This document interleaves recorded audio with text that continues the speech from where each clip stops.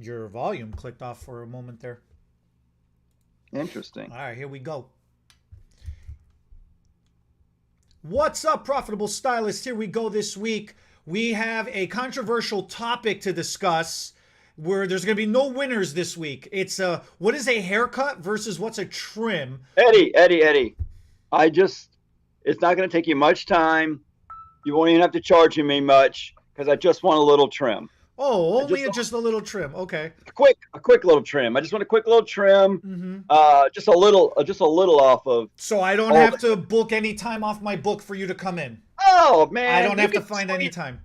you could just squeeze me in between any two clients today. Just squeeze me in. I see. It's And just I just need I just need just a little bit off. It's and not I gonna take don't have long to at all. spend the same amount of time that I normally spend with you taking sections and making sure it's No, even. no, it's just a quick little trim. Just a quick little trim. I just need a little off. I'm going out this weekend. That damn receptionist said that you didn't have any time for me, and I was like, I'll just call him. I'll just text him myself and let him know But that. you still want me to blow dry and style your hair and do everything else we do that we normally do. Yeah, yeah, but it's just a little trim though. Yeah, so yeah, that'd be quick. It's still And going you to won't take even, me 30 minutes. It's still going to take me 45 minutes to no, finish you. I don't. No, we're not cutting off as much as usual, so it shouldn't take as long. But I still gotta blow dry your hair. I still have to. Okay, but you okay? So I don't have to I want wash you you. then, or do I still have to No, I wash you? want you to. Or Yeah, you still want definitely me to gotta. wash your hair? Still gotta. Yeah, 'cause I'm dirty. Yeah, I am washing days, so I still need it. But and I guess I'll pay you for the shampoo, but the trim, I mean, Oh, you could probably do oh, like half price or something really? because yeah, Thank it's you just so like much. Do you just want a me to little. clean up your layers too? Are we redoing your layers and reshaping you up as well? All the hair, just All of it, less. just Yeah, less of it. just a little less. You don't have to cut as much off, so you don't have to charge as much. Right. Right. That's my favorite. I mean, come on, guys. You got that client? You got that client? You know, it's just like, just line me up. Won't take you long at all. Won't just fit me in between anywhere. Yeah.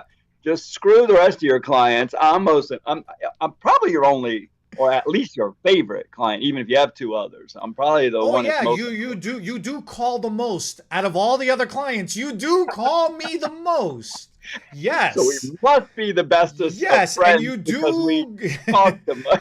and you do have something to say the most out of everybody else too. That's Let me funny. tell you. Oh yes. Look, I see you like this in the screen. Did your chair sink down some or I something? think my camera knocked up. I think I hit my desk. You usually hit your desk. I think I hit my desk this time. There's earthquakes around here. Yeah. So I mean, haircut versus trim. I guess the real topic today is I, I think we should go a little bit more into like what haircut versus trim. It's more like what's inside that head. Why do they say that?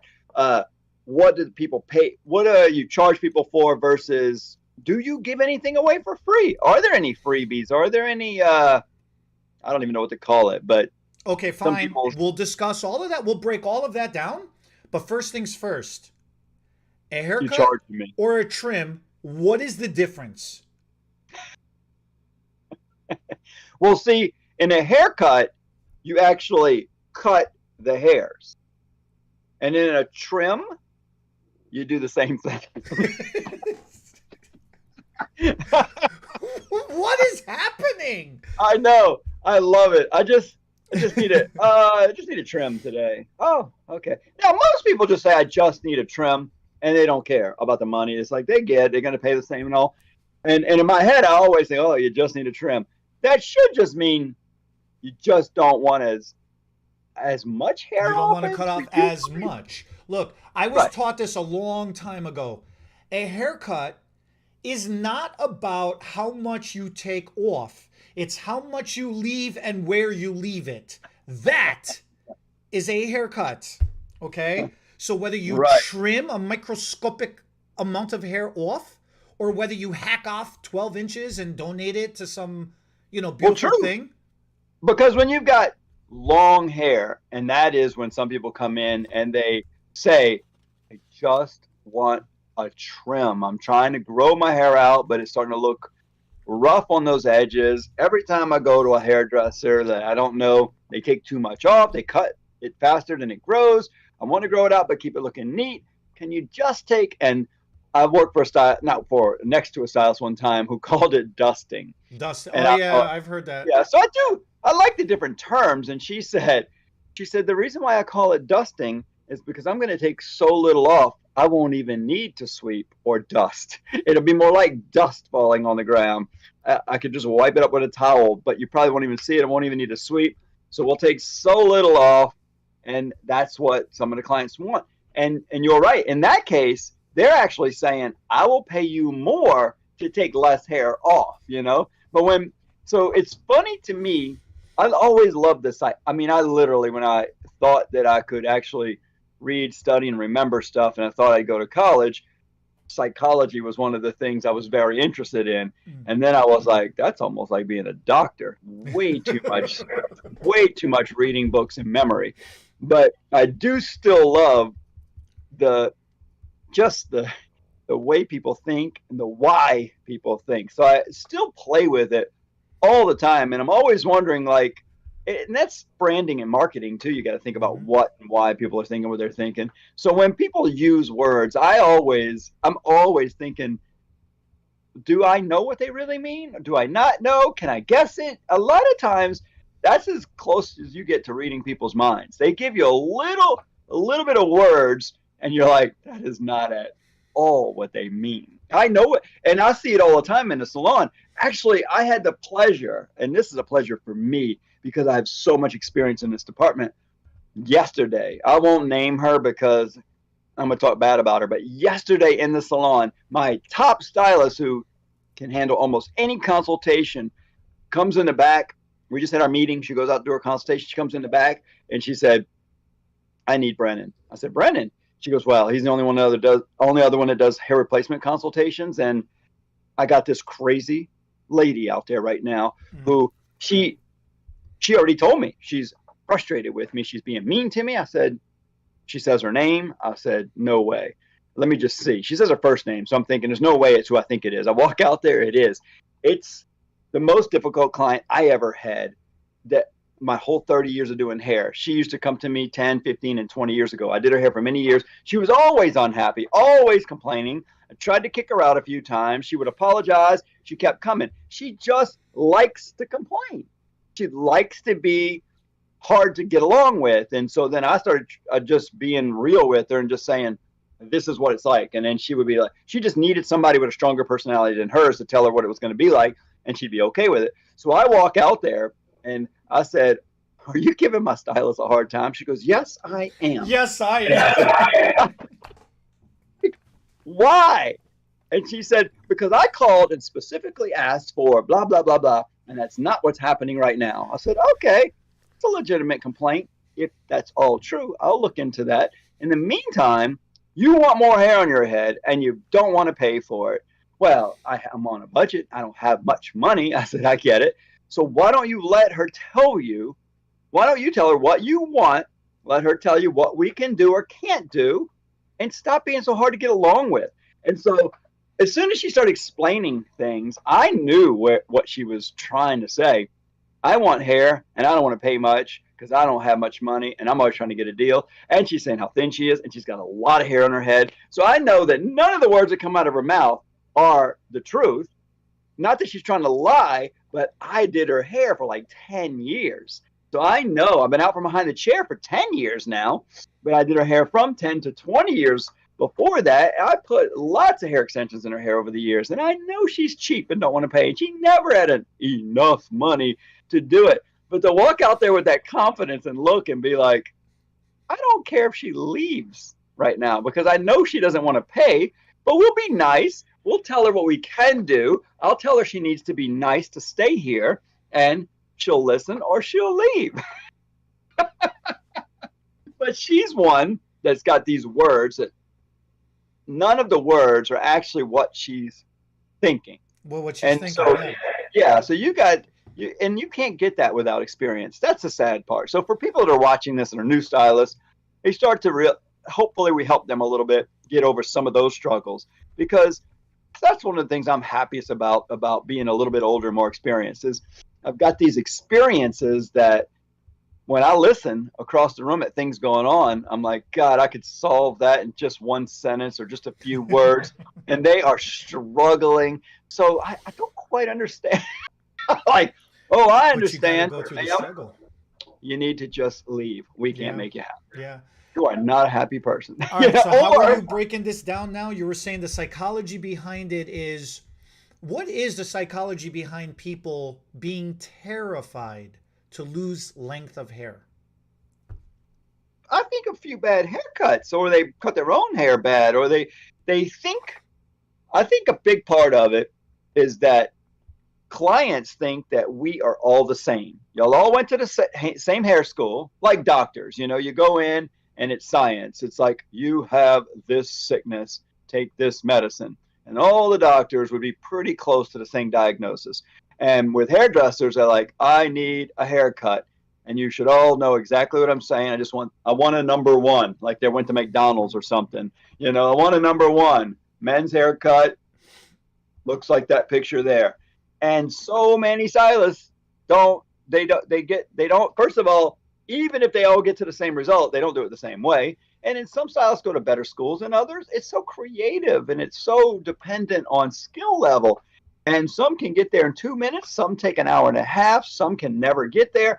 And so I think too many clients say, nobody can ever get my hair right. Do you ever go to an experienced stylist and then go more than once so y'all can get to know each other and figure out what you actually want? Because maybe you can't describe or show a picture of what you actually want. And so you never, No. You have yeah. one So they just can't go chance into to do another it the style. right way. Otherwise, I'm going to blast you on social. But you know, so You're there's fired. so You're fired many, in one shot, you know? there's so many variables, but I think the main one is most clients think that most stylists are just all the same. And they just, nobody will listen or give them what they want. And then the few that realize different stylists do different things don't realize there's an experience level. Some people are just really good at men's cuts. Some people are really good at women's cuts. Some people are really good at extensions. And so today it ought to be really easy. You do the search for what you want and then read some reviews. And I'm sorry, new stylists, you're not going to have the reviews yet. So it's going to be harder to get started. It's kind of like that, going to look for a job and we don't hire somebody unless they have experience. Well, how am I ever going to get experience? I know that is the big conundrum in everything in this world. And there are ways to do that, which should be a whole nother video, is how do I get experience so I can get the job that says you need to have experience to get the job. but communication. And so what do you think? Why do you think, to answer your question, what's your answer? That's the problem. I think people no, that literally is the problem. People don't know how to use their words. True. There is this construct of, I need to look like this equals pretty in the client's mind. It's a simple math, right? I look like this, I want to look like this. If I look like this, it equals this. Okay, that's great that you've discovered that much, you've gotten that far. But if you don't know how to explain that to somebody, and now you're coming in and you're like hanging on for dear life that this right here equals pretty, but your split ends or the ends of your hair is so damaged and fried that like up to your chin, this much of it looks like hot garbage, you know, and you're like, oh, just cut off that little bit, you know, this is all length. I need all this length. And it's like, woman, there is no length on your hair. Like, you need to come in more often. Or this idea of, if oh, I haven't gotten a haircut in 6 months or in 6 years, so you know my hair is healthy because I haven't touched it. And it's like there's so much miscommunication or misnomers, right? It's so insane. Hairdressers fall into this marketing trap, and it's always the same thing. It's this psychological thing of, I want to make everybody feel good and be happy. God forbid I rub somebody the wrong way, because then they might not like me. And I'm constantly in this struggle of arguing with people all the time. What constitutes somebody liking you? Is it respect? Is it your personality? Or is it just your energy that you're putting out just because of how you physically look and how you act around somebody? Which one of those three, if you had to grade those three things in an order of importance, which one matters the most? And too many times, It respect could is be like the different for last everyone, I thing, guess. Right? right? Yeah. Everyone's like, oh, your personality is the most important. How you look is the second most important. Oh, who cares about respect? You can get respect eventually. It's like, no, you have to put that respect out there first. Even if they don't like your personality, as long as they respect your professionalism, that's all that matters, because at the end of the day, it's a transaction. They're coming in for a service, they're walking out, received a service. What happens in between is the experience. That experience is going to dictate how good or bad that experience was based on your personality and your energy and how you look and what you put out there. But at the end of the day, if you're not respecting the experience, the transaction, the service, the professionalism, nothing else matters in between. And that's where all this miscommunication comes from. It's a fight or flight response kicks in. If the client is not feeling confident in you, they're going to shut down, which means they're going to hold on to they don't want to give up anything. They don't want to lose anything. It's like a negotiation. A consultation is a negotiation. It's like a hostage situation. Here is your hair. How much of it can I take? How much of it do you leave with? And that's, I don't know what other analogies I can give, but that's really what it comes down to. That's funny. I was thinking of hostage situations where they try to get in a movie, they're trying to get a few, let go of some of the hostages. Can we have the women and the children? Right. Can How I much take of the some hair? split ends, How much can I just have a little bit right here, and then we'll negotiate some more. But then, right? And then you build that trust. And then you're like, That's finally, it's funny. like, I give up. Just take over. Just take me. I'm Yeah. fine. It's fine, And then But you got that complete opposite situation.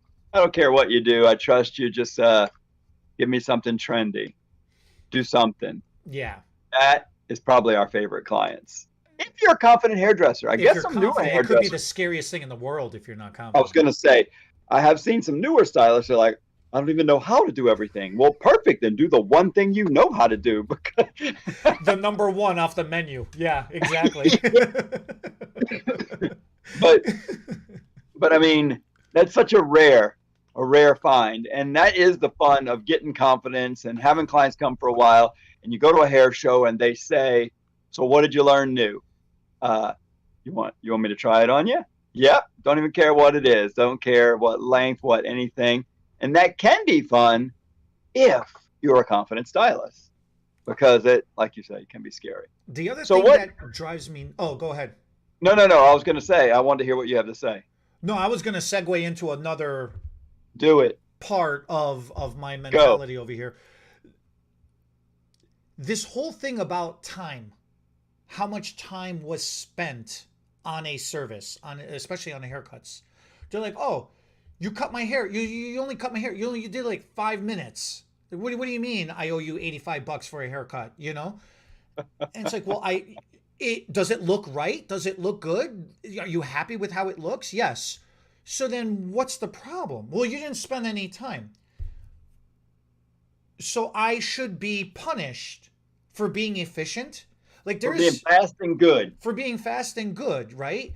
And then like I have this conversation with stylists all the time. Oh, I charge, 85. I don't know why I'm stuck on $85 right now, but $85 an hour. It's like, because you're a mechanic? Because you're a factory worker? Why? Who came up with, I charge this much by the hour, therefore I must spend the whole hour twiddling my thumbs because there's 45 minutes left of the appointment and I have nothing else to do?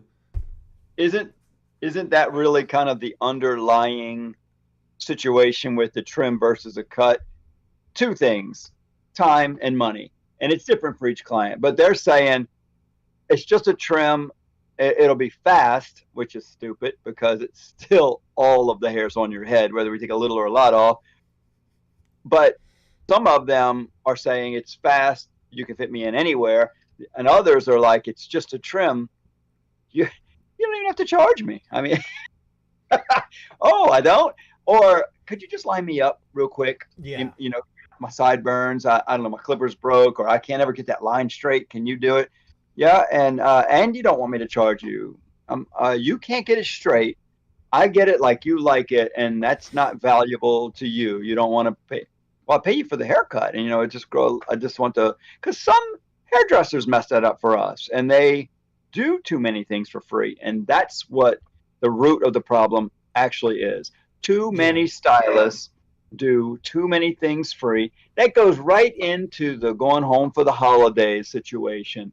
We are punished as an industry because we, for the most part, love our jobs. If it looks like you like your job, people will say, "Well, do you want to do it for me, on me, for free?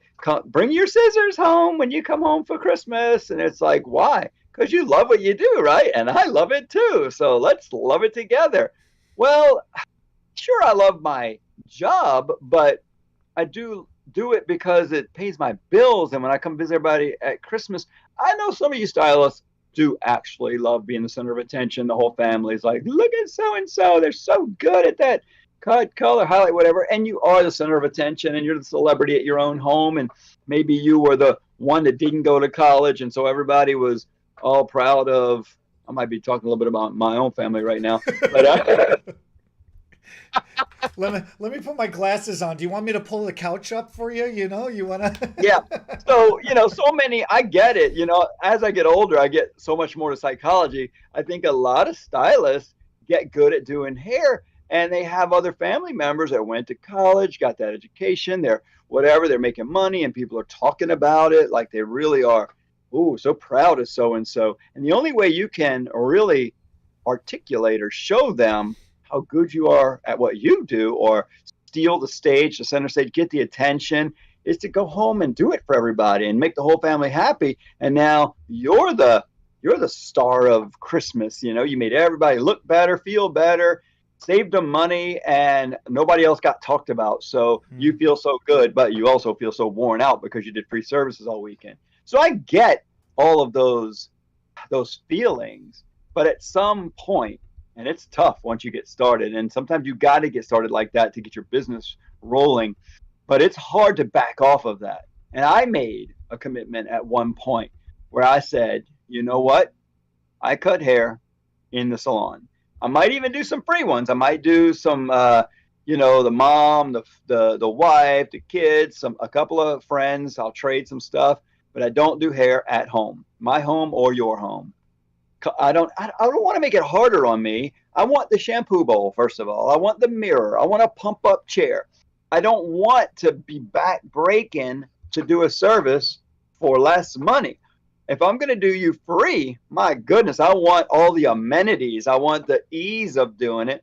And what I always said was, I'll do free. I don't mind doing free, but it's going to be at the salon and it's going to be within my hours. So now the commitment I gave back was the guy who cut my grass, I cut his hair. We did a trade. I would cut his hair for free and he cut my grass for free. I didn't have to buy a lawnmower for many, many years. And so I know a lot of you guys have seen my son cutting the grass. That was a lawnmower given to us by a family member. So we do it in between, mostly do it for fun, do it to pick up some mulch to put on some of the plants around the yard. But what I decided, my commitment back to the family or free friends, was I never treated them differently. So if I was only had an hour open during the week and the free haircut guy scheduled, he was in there. I never, the salon coordinator would say, oh, I see you're doing your wife tomorrow at noon. Somebody's trying to get in to get color. Can I bump her? No, she's scheduled first.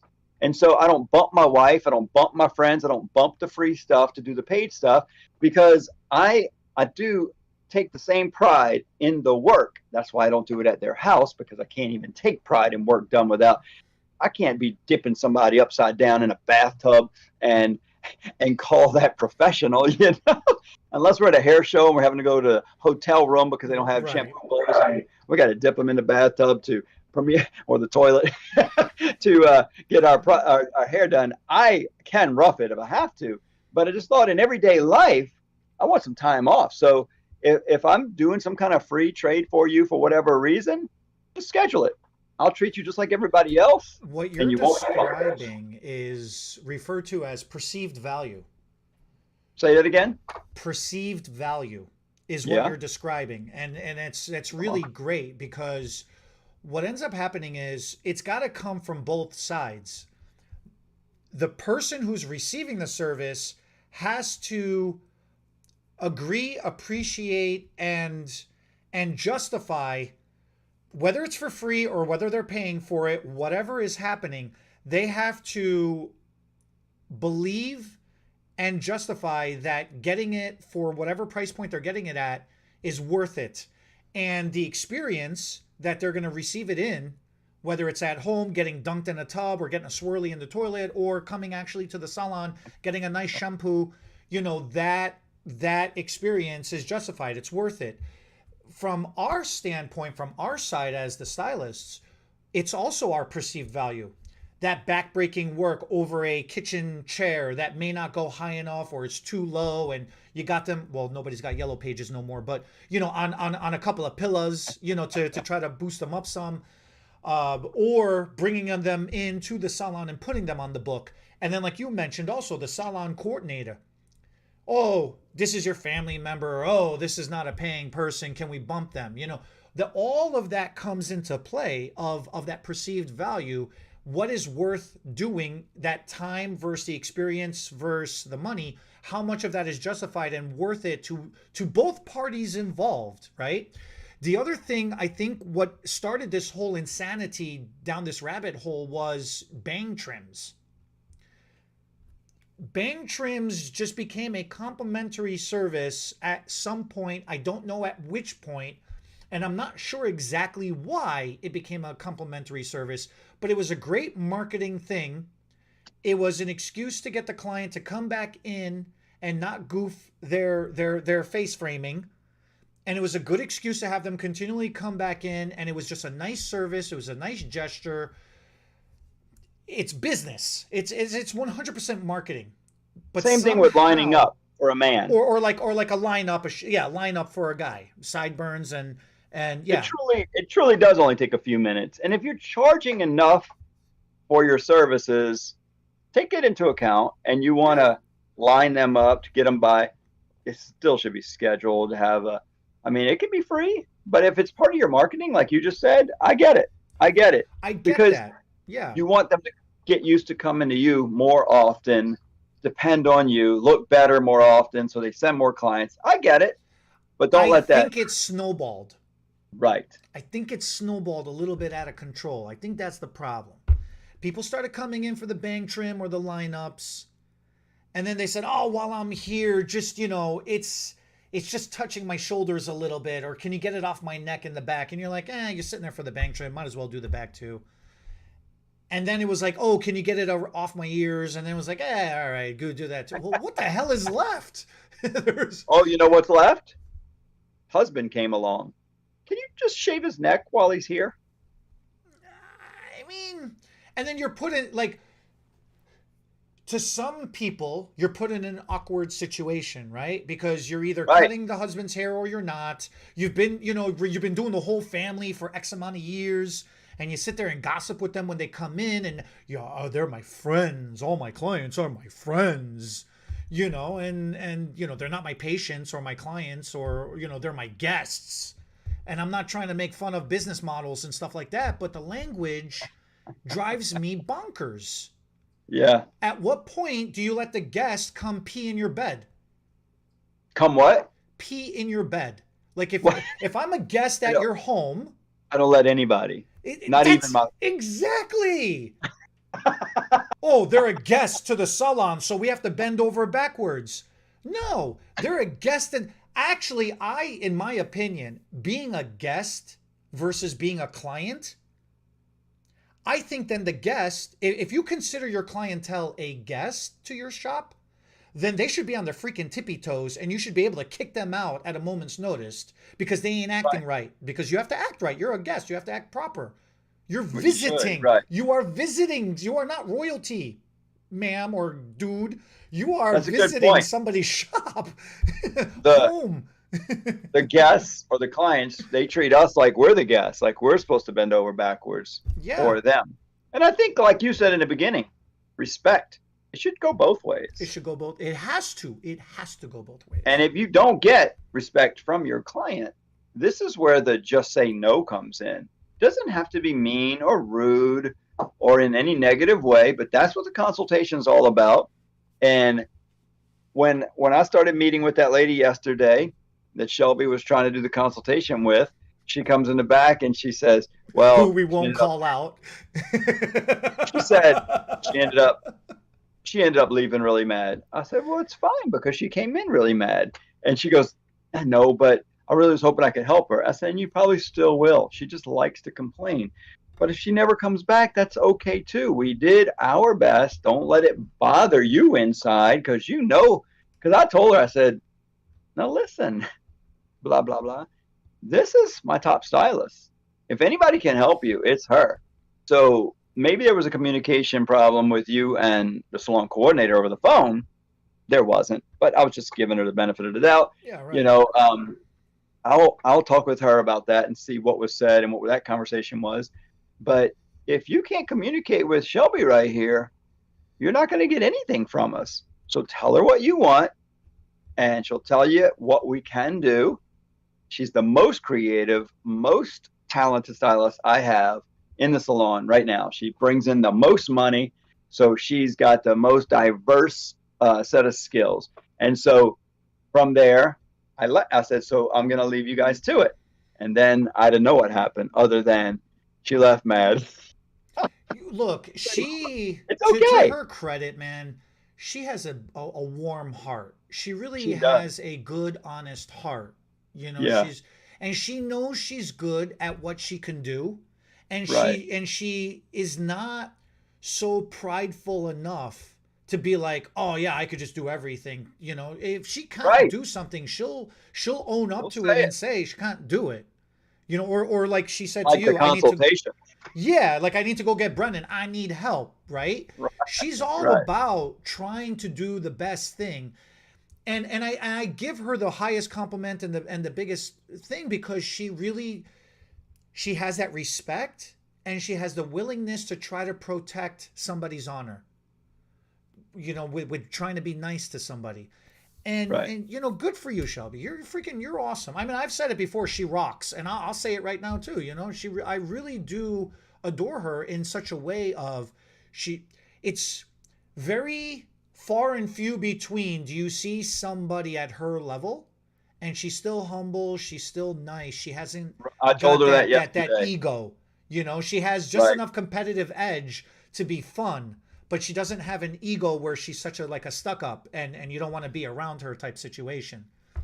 Right. And unfortunately, a lot of stylists like her fall into that trap of I need to spend, you know, time equals likability.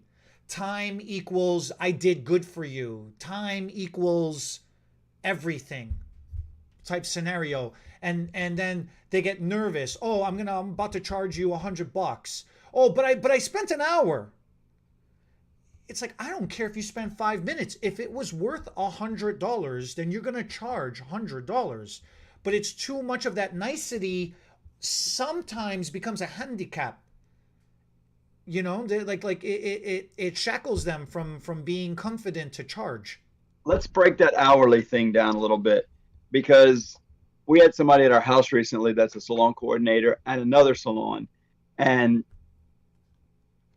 she said, how do you guys charge? And I said, how do you guys charge? She goes, oh, we're by the hour. I said, that, oh, okay, that's interesting to me. So we start talking about it, and it's interesting because I was listening to you earlier about the mechanic thing. There, you do have to at some point when you're figuring out your prices and your charges, how much. It's the only basis you can use when you break it all down. Not that you charge by the hour, but you got to figure out how much you're making roughly per hour. And you have to, I don't know, you don't have to, but you should make more and more per hour as you get better more experience, faster at services, or it goes the other way. First of all, inflation is going to kill you. Everything's getting more expensive around you, and your price just stays the same. You're not moving with the world, you know. So your prices have to go up, but inherently, if you get better at things, you're going to get faster. So, you know, on the surface, that kind of speaks to what you were talking about earlier. Wait, you're getting faster and better, but you're charging more for it. But if you're faster, shouldn't I get a deal? Well, sure. If you're charging by the hour, that's what happens, and that's not fair to the person that's experienced. But at the same time, you have to make sure you are making a certain amount per hour when you average it all out, and that you're getting more per hour as time goes by. Like, you get better experience, the economy gets more expensive. Even if you stay the same, you should be charging more because of inflation. So you got a lot of categories to put together to try to figure out where you should be. So the baseline is, how much should you be making roughly per hour? Sure. When you're doing a consultation and you're asking, what color did you want to be? Oh, how many colors did you want to be? How long? That is what I'm thinking. Like, your hair is really long. You want 3 different colors in there. You've got this equation, rough. I mean, it might be a little sketchy sometimes, but this is rough equation in your head. How much cost of product am I going to use on her? How long is it going to take me? And then in my head, I'm thinking I need to make at least this much an hour, or I can't pay my bills. And so, or the owner's going to fire me, or, you know, or I can't afford the rent. So you got to at some point have that calculation figured out. What are you worth per hour? And then you've got that baseline. And then you might say, you know what, specialty services, specialty.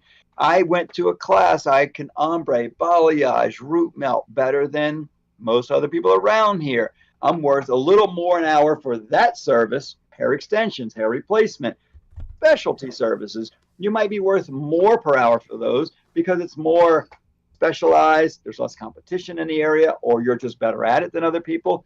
And then there's your real fast, easy services like a haircut, a basic haircut. Maybe you are cheaper per hour for the cut compared to the other end of the spectrum when you do the extensions. So I just wanted to clarify that for some of you guys out there that are like, well, you got to calculate it by the hour. You do, but you don't have to tell the client that you work for this much per hour, because then they become your hourly boss. They are watching you. Like, we finished a few minutes early. I get a couple dollars off, right? Right. You know, and that's really what it is. Is it what are you paying for the time? Are you paying for the efficiency? Are you paying for the value, for the price? What Quality. or the quality, right? Yeah, all of that equals a quality control to a certain degree. So you really have to break it down and figure out what it is. What kind of clientele are you trying to attract? And for what purpose? If you're trying to attract people that only care about time and you are so nervous, there are some stylists that if they run 1 minute behind, they have a mental breakdown. Or if their client hasn't shown up on time, they're 30 seconds late, you know, they're running to the front desk and they're saying, can you call so and so, you know, tell her, you know, she had a 10 o'clock, it's 10 minutes and 30 seconds, like it's 10:01, where is she, right? There are Right. some people that just can't deal with time management. They completely lose their minds. There are some people that literally just deal with the efficiency. They have to take 13 subsections. They can't just take, you know, 4 sections or 5 sections and call it a day. They have to take every single subsection. You know, that's the efficiency of it. There are some people that really feel terrible for charging. They have bleeding heart syndrome. Oh, my client said she's having a bad month, you know, and Right. blah blah blah blah blah. Okay, but she just got back from cruise. You think she didn't spend Right. $1 Right. from So don't cruise? charge her so that you'll have a bad month.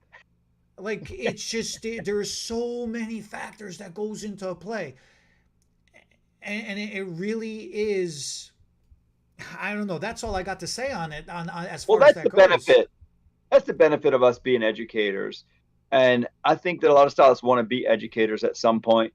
And I think it's a good thing because as an educator, I learn more and more. I think you're sinking. Your chair's going down or something. It's I'm having all kinds of technical issues over here today.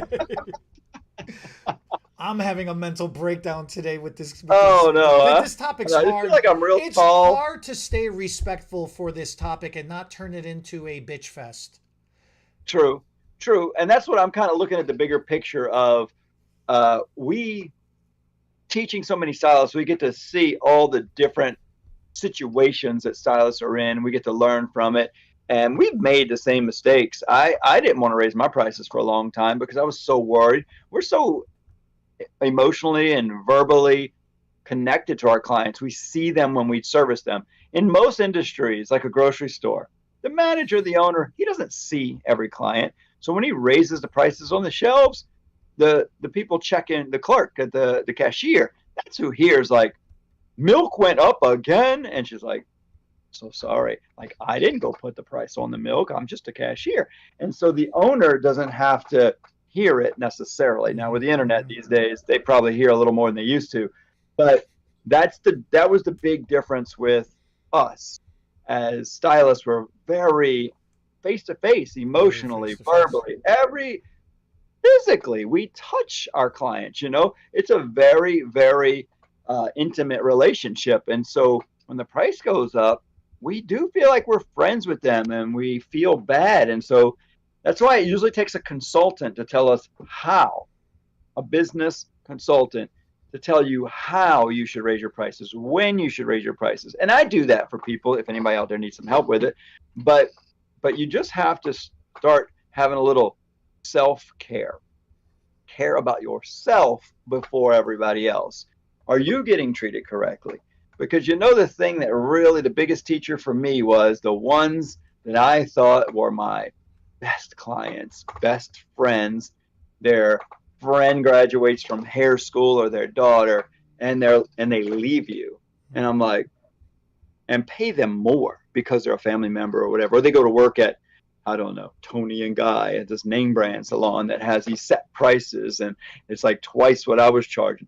Wait, you complain when I went up $1 and you're going to go pay $40 for that men's cut instead of 20 back when, I was doing 20. And it's a la carte services over there too. It's not the all included stuff you was given. I cared about you and didn't want to raise it $1 or $2, and you complained about it. And then we still friends because we talk here and there, and you're supporting that family member now, paying $40 for a haircut because it's at, I know I named Tony and Guy, but there's so many name brand salons which is great for them. They got this name which says you're gonna, just like restaurants. You can pay $1 on the dollar menu at some places that have dollar menus, but then you're gonna feel this. You're gonna get the same, not the same quality possibly of food, but we talked about that before too. Yeah. You have to wear a tie to come in here, sir.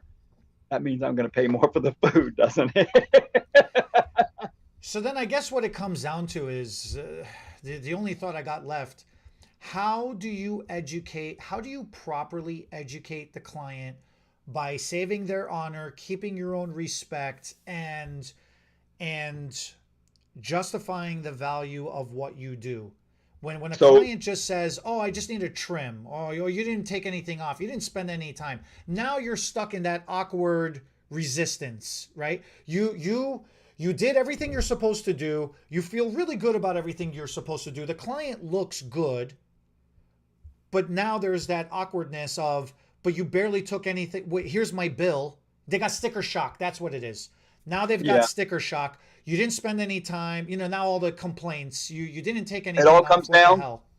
It all comes down to what you said: communication in the consultation. And I think price, quality, time should all be talked about in every consultation, even if that consultation is during the service. In case you got this regular that comes in, I just get the same thing. That's how they want to do the consultation. But today I just need a trim. And that's where you have to say, I still got to cut every one of those hairs, just not as much. So it's going to be the same price. You realize that, right? Oh, yeah, that's fine. Or wait, but why? Why is it going to be the same? So communication is key. I think you have to, that's when that comes from experience, because you're gonna mess up. We're doing a free foil highlight program right now. Once a week, we've got the 4 lowest stylists doing foil highlights, being coached by the 4 top stylists. And I got rules. Get a before and after picture. Do this, do that. You got to try to reschedule them. You got to try to work that tip. You have to get them to buy retail products. And so in the Wednesday meeting, which is the next day, I'm like, okay, Taylor, can I see those pictures from the client yesterday that you're so happy you did? Forgot to take the before picture. Well, freaking write it on your forehead then. You don't forget the simple little steps. And so that's the learning curve though, right? That is the learning curve. I want a picture of the note, tattoo. of the Post-it note on the forehead. Before picture. In order, be before picture. They got 3 goals, obviously you can't make yourself get tipped, but you know what? I tell them I'm doing the service for free today. I know it sounds too good to be true, but there's a reason for it. I'm trying to build a clientele. So I really have 3 goals. I'm hoping you reschedule before you leave and pay full price next time. Tip, gratuity, if you like it. And buy the retail shampoo, conditioner that's going to make your hair look as good as I did it when you left here today, so you can maintain that at home. Those are my goals for doing your hair for free, so I can build a clientele. But you obviously don't have to buy retail. You don't have to tip. And if you say you don't have to do all these things, it's a reminder of the 3 things you want them to do. You don't have to do. I said it twice. They do them all when you do it right. All I did was add the before and the after picture to this process, and getting all 5 done. I think all 5 could fit right across here, right? And that way when they're talking on my forehead, yeah, sure. I don't know about yours, but you're building an upfront contract, and you're creating the expectation. You're setting forth the proper expectation that's reasonable, and you're giving the person an opportunity to either agree, or at that time before they get knee deep into anything, to dip out, to step out if they want to. Right. It's communication. You're communicating your expectations. What do you think? You go with that? Yes. It doesn't have to be written and signed. I mean, people start writing and signing because the bosses are like, did you actually ask all these things? Yeah. I did. I swear. I swear I did. You become a bobblehead. Yeah. And, it's like, all right, you're a liar. I can tell by your facial expression. So why don't we write it all down and have the client sign, and then we know. And you're like, okay. That's where paper came in. It's because people just lost respect. They lost, I don't know, what's the word, integrity. You don't need paper contracts, but you're right. You are building an upfront contract, a verbal contract, and you don't really know to do all that till you screw it up a few times. So, I mean, I'm just here to tell you, I've done all the wrong things, and that's why I know how to do the right things now. That's why I can read people's minds. That's why I can smile and say, that is not, none of the words coming out of her mouth is what she really wants right now. But didn't we do a whole video on taking responsibility for goofing? Yeah. But we just did that like a week or 2 ago, something like that. Telling the future. I can tell the future. Only a few seconds into the future. Ooh. But I think the older you get, the more you can tell the future. We should do something like that on how to guide the conversation, how to mind trip somebody and get them. Not in a bad way. No, it's for their own benefit. Right. So I told a friend of mine, he wrote this down when I told it to him. I said, anticipation, or anticipating a person's needs, is the closest you can get to actually telling the future. I mean, that's what that is. Anticipating is kind of knowing what's going to come next. It comes in everything, even in sports. Recently a few things that pop up on my feed, people that do basketball, when you fake them out, you fake this way. When you go that way, that's the person reading, thinking they're telling the future. And then you go the other way, they think you're going to be over here. So that is the game of life, is anticipating the moves, good, bad, illegally, whatever, manipulating people. But even in a good, friendly communication conversation, somebody says, right, and you're taking everything into account, and you don't know this till you get the experience. You look at man woman, maybe something in the middle.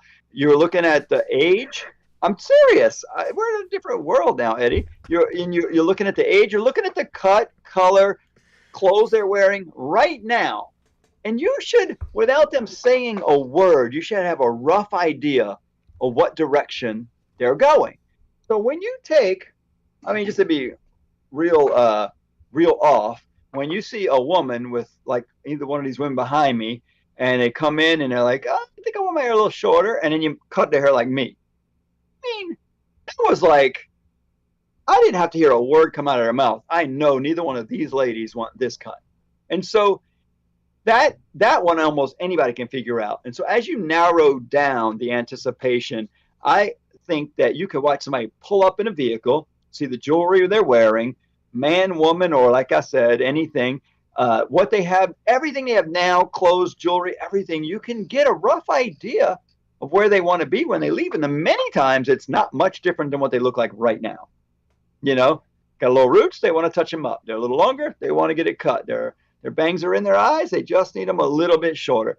But then the words will communicate, I want a big change. Okay, that's going to be a big change.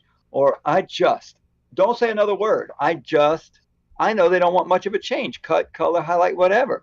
So you should be able to anticipate what they want without hearing many words.